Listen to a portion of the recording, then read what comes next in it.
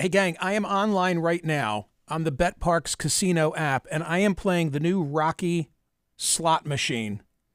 It's so funny because it's got Rocky images, and it's got Clubber Lang images, and it's got, what was Rocky's dog's name? Butkus. Or was that his turtle? No, Cuff and Link were his turtles.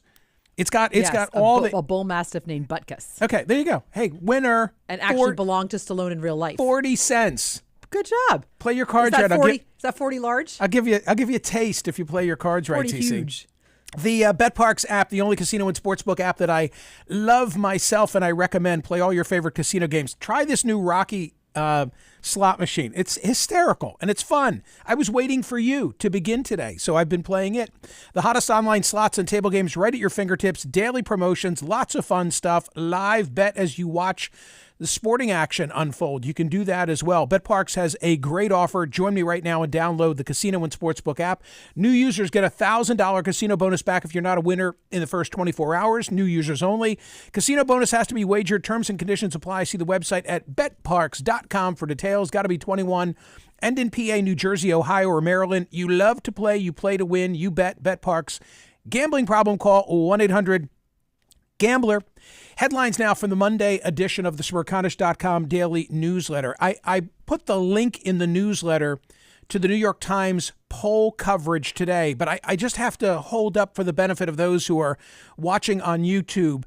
To see it in print is still something for those of us who still like to touch a newspaper, because page one above the fold in the New York Times, most Biden voters of 2020 fear he's too old to lead. So this is the Times Siena College poll. They sort of staggered the release of different information, but it's telling you that those who voted for him in 2020 are now worried about the age factor, which is not going to get better. Widespread concerns about President Biden's age pose a deepening threat to his re-election bid, with a majority of voters who supported him, in 2020 now saying he's too old to lead the country effectively. According to this new data, the survey pointed to a fundamental shift in how voters who backed Biden 4 years ago have come to see him. A striking 61% said they thought he was, quote, just too old. A sizable share was even more worried. 19% of those who voted for him, 13% of those who said they would back him when they were asked in November, said that his age was such a problem that he was no longer capable of handling the job. Not Republicans. People who voted for Joe Biden in 2020. And this, the overall number was 48-43 in the Times Siena poll. Then CBS came out and said it's 52-48, and then totally different. These are all different surveys, and I've covered them all in the newsletter, much to the consternation of a large part of the readers. But the Associated Press is saying that 6 in 10 now have serious concerns about his mental capacity. It sets the stage for the State of the Union address on Thursday. I mean, all eyes are going to be on him. I took a look at the president's schedule for the week. There's nothing on it. It's all just, time, R&R and prep, Camp David, then head to Wilmington. He'll make a stop. It's funny how he uses Philadelphia as sort of the pit stop to do a media event. He's going to do that again on Friday. I saw that. He's running out of groups in Philadelphia to speak to. Stop. He's been everywhere. Stop. So this was kind of interesting. So Friday, the poll question was, should No Labels field a third-party ticket? This coming Friday, No Labels will gather virtually 800 delegates from 50 states. So I was asking a week in advance, should they put up a third-party ticket? TC, 27,754. But a little birdie told me something. Little birdie? Little birdie told me that No Labels put out its own email when they saw the Friday poll and encouraged their followers to vote. The needle moved. Oh, my. But not enough. Not enough. Not enough. It ended up being 53.74. We'll call it 54% to 46%. No was the vote. Do we like it when people get involved with our poll question? I don't know. I wonder how often it happens and we don't know it. How did you find this out? A little birdie told me. A little birdie told me? I actually saw the email. I mean, I have lots of friends associated with, No Labels. Yeah. Exactly. Yeah. Fascinating. CNN commentator Michael Smerconish has his daily poll up. I wish they had said SiriusXM. I mean, it's a Friday. I'm not even on CNN on Friday. Asking people, we would like every No Labels supporter to weigh in on this poll. The fact that they couldn't move the needle entirely might be a troublesome sign. Might be a sign, for sure. Here's a sign. 53,489 voted. Is that a record? It's got to be a record. I think it's a record. It's got to be a record. We're calling it a record. 53,000 and change voted on the Saturday poll. I like it when during the actual show it goes above 25. I think it was over 40 by the end of the actual show. Yeah. So it was just crazy. Okay. And you made everybody mad. It was great. Everybody. Nobody. Just everybody. The only person who I think was pleased was Ellie Honig. He was my guest. Right. Well, you and Ellie are just two peas in a pod on this one. You've been on it since day one. You two analyze the hell out of it. It is like... Well, everybody's coming around now. I know, but okay, you guys started it. What was all the voting about? Is it appropriate for DOJ to try Trump in the fall of 2024? Come on. 87.5% said yes. You were so funny. And then on TV, I said, well, why don't we just dispense with the trial and move right to sentencing? Stop it. And then Mediaite, which loathes to cover me. It's like an online website for the trade, the cable outlets and so forth. Even they had to cover it in an effort to say that I had ditched or dunked on on my your own audience. Yeah. Right, because when you showed the poll results then, you had that that's response. how I make Mediaite, right. When I'm dunking on my own audience. Well, yeah, you got to be on the fringe. Sunday poll results, 25,471. Oh, by the way, That's still, by the way, a big fabulous voting for a Sunday. And hat tip to Lori from Havertown. Lori. This is her poll question. Come on. Which poses a greater risk to our children and grandchildren, climate change or the national debt? Let's call it 75%. I'm rounding off, said climate change. 25% said the national debt. And of course, today's poll question, does a 4-day work week work? Take a look at the exclusive content in today's newsletter from Dr. Richard Groper, a professor of political science at California State University, arguing that Super Tuesday, which is tomorrow, has lost its drama with predictable outcomes for both parties' primaries. So you've got today's Supreme Court decision, tomorrow's Super Tuesday, Thursday is the State of the Union, and Friday is No Labels doing something. So all of that, big week. All of that is coming in fast order. The vice president upping her game amidst, the concerns over the president's age and the way that he's being perceived. She called for an immediate Gaza truce. The part of the audio TC that I thought was the length to which Vice President Harris went to be critical of Israel and to paint a picture of what's going on in Gaza. What we are seeing every day in Gaza is devastating. We have seen reports of families eating leaves or animal feed, women giving birth to malnourished babies with little or no medical care, and children dying from malnutrition and dehydration. As I have said many times, too many innocent Palestinians have been killed. I will repeat, the threat of Hamas poses to the people of Israel must be eliminated. And given the immense scale of suffering in Gaza, there must be an immediate ceasefire. I found it really interesting that, she was the one, and I haven't thought it through entirely, but I guess the administration wanted to keep the president at an arm's length away, but this was the strongest, I think, rebuke of Israel and obviously the greatest call that has been made thus far for a ceasefire. And President Biden didn't make it, Vice President Harris did, which in light of all the other things that we've been saying about the polling data, his and hers, I just found to be pretty remarkable. More headlines from the Monday edition of the newsletter. TC, I don't know if you watched the videotape, but this car stop Saturday morning. Yeah. What's interesting? at least to me, is there was a car stop. It was a state trooper, two individuals, both of color. They serve in prominent positions, one in the community and one in the government in the city of Philadelphia. And they perceived the treatment as being racist. One of them even said so. I was on that road within an hour, right there. You could have seen. You could have been an eyewitness, or I could have been caught in the traffic jam that resulted from it. Wow, how about that? Philadelphia's LGBTQ director and her husband were the alleged victims of excessive force by a cop during a weekend car stop in the city of brotherly love.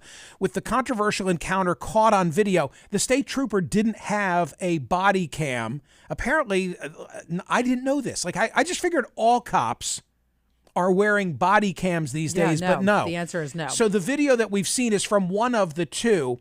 And there's video on the cop car. Right. But we haven't seen that yet. Correct. Right. So that it's two cars. It's to be two clear. cars. Yes. So these two individuals, man and wife, yes.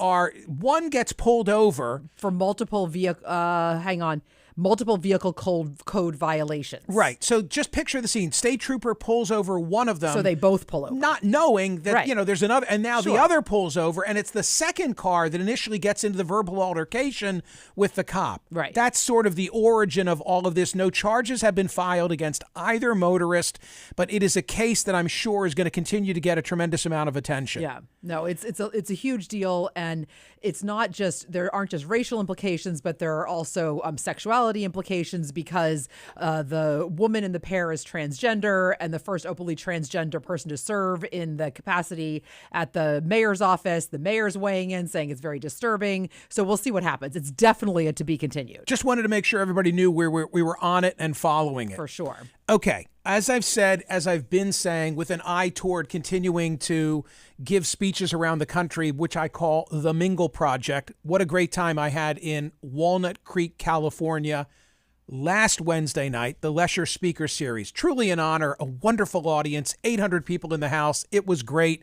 I have video of it, and I'm going to start to put a couple of the snippets out in social media. But my focus is on, in very shortened form, my focus is on encouraging people to have common experience, to get out, to mingle, to socialize, to get out of our bubbles, not only from a media standpoint, but societal as well. I'm really worried about polarization and the divide and how all this connectivity is disconnecting us. There it is in 30 seconds. And every day I see a story that reinforces this belief and gives examples sometimes of things we ought to be doing. Who would have thunk it? Jaime's Deli. I love this so much. We love Louis Barson. We love Jaime's. Jaime's, which is just like 2 miles down the road from... We could walk if we wanted to. You could walk, but I could thumb it, yes. But I even have my own, I feel like Richard Lewis now. I even have my own sandwich there. It's the Schmucker. Okay, if you go to Jaime's, order the Schmucker. I'm a schmuck because I'm the only one maybe, no, apparently not, who says, hey, I want a corned beef special, but don't heap the corned beef on it because I don't want to waste it. Yeah. I don't want all that corned beef. A mini corned beef. So Lewis put me on the menu. He took me off for a while. Oh yeah, dear. But I'm back. Are we discussing? But I'm back. And I mean this, by the way. Every time I go in there and I order the Schmucker, I can't help but say to the waitress, hey, how are these selling? Every time you go in, do you order a Schmucker? Yes, absolutely. But there's because that's an extensive menu. Yeah. Like, there could be other things that you want. May I suggest the turkey Reuben, for example? Yeah, okay. It's delicious. Sure. I would eat that. It's so good. It is the kind of place. And a plate of pickles. It is because it has a pickle bar. Yes. It is the kind of place where you pretty much decide, what do you want to eat? Yeah, you don't even have to look at the menu. What do I feel like? What are you hungry for? Right. And then chances are they have it. They definitely have it. And by the way, and this is me, I want to know, does it all turn over and is it fresh? And the answer is yes. Yes. Yes, it does. Yes, it does. Okay, Michael, what does Jaime's, what does Jaime's have to do with the Mingle Project? Okay. Headline, Romeo's retired old men eating out dine at Jaime's before it opens. Jaime's opens at 8 a.m. But the Breakfast Club, the informal Romeo gathering, begins at 6:30. I love this so much. Every Monday for the past 10 years, Brad Sinoff, he's 74, has arrived at the mainline deli before the sun comes up. The waiters are not yet there. The dining room is empty. He heads to the kitchen where he tells the cook he'll have his regular eggs over well, break the center, home fry sausage, skip the toast, $8.75. Good price. He serves himself coffee before joining two fellow club members, and then they're identified, and it paints the whole picture. Don and Larry. They even have their own T-shirts. I love that. The Romeo Club is casual. Though in the midst of the loneliness epidemic among Americans, the weekly breakfast is also something of a prophylactic. And here's the science. This is the social data. The psychiatrist Richard Schwartz is the co-author of the book, The Lonely American, Drifting Apart in the 21st Century, said once that he cured a 70-year-old patient by simply encouraging him to join a group of men who ate together at the local Panera. You have to be with other people. We are a social species. Right. You have to mingle. It's exactly what you've been saying. And there it is in our own backyard. And I love this. TC, over the weekend... Let's go next Monday. Like, hello. I don't know if they'd want us. I don't know if they'd want us either. Over the weekend, I finished reading Jonathan Haidt's new book. Jonathan Haidt, who co-authored The Coddling of the American Mind with Greg Lukianoff, is now... It's so funny, and this is part of the Mingle Project, how all these worlds are intersecting, because I'm reading Jonathan Haidt, the NYU social psychologist, and he's quoting Jean Twenge, and they have a collaborative effort. Yes. And then he's involved in a program called Let Grow with Lenore Skenazy. Like, I know all the people, I've read all the data, right, but to see the way that he's organized his argument in this new book about anxiety and depression and our youth, we were already raising our kids in much too protective of an environment. That would already have been an issue. Remember Richard Louv? I do. Last Child in the Woods. Right. So that was already taking place. And then now you introduce technology, and it's just been this witch's brew. And Haidt has all the data. The book is beautifully written, and he what I like about, I'll get into the interview with him. He's going to be here as soon as the book comes out. But I like that the book is got a lot of data, and yet he's constantly reviewing. Like at the end of every chapter, it's like, here's what I just told you, and here's what I'm going to tell you next. So I love it, and I'll be quoting from all of these people. Next stop will be Sellersville, Pennsylvania on Sunday, April 7. I have to tell you, good friends of ours' daughter, I won't name them, I don't want to cause them any embarrassment, are getting married the night before my event in Sellersville. Oh, how lovely. Wonderful. Yeah. But I had to tell them, we're coming for the ceremony, we're coming for cocktails. I can't stay because I have two shows on one day. True. And I'll be nervous. Yeah. And I've got a lot of things to say and there's, rehearse and so on and so forth. That's a lovely effort to go to the ceremony and to pay respects. Thank you for that, yeah, TC. That's I'm going to go and completely understand that. and mingle. Of course you will. I'm going to go and mingle. I think that's lovely. And then I have to leave and talk about mingling. Right, exactly. The San Francisco Giants have a new manager, Bob Melvin, and he says everybody's going to stand for the anthem and they're going to stand on the field. I like that. Yeah. They're going to stand on the field. I wonder if that has to be, is that the kind of thing that has to be written into contracts? How does that work? Do you have to buy Is anybody going to balk? You're right. I'm not sure. I just thought that was very interesting. I think that might be a to be continued, but hopefully not. And I never made it to see you two I know. at the Sphere. The Sphere. The Sphere. I'm The sorry. Sphere is over. Bono dedicating a song to Jill Biden. How about that? Huh?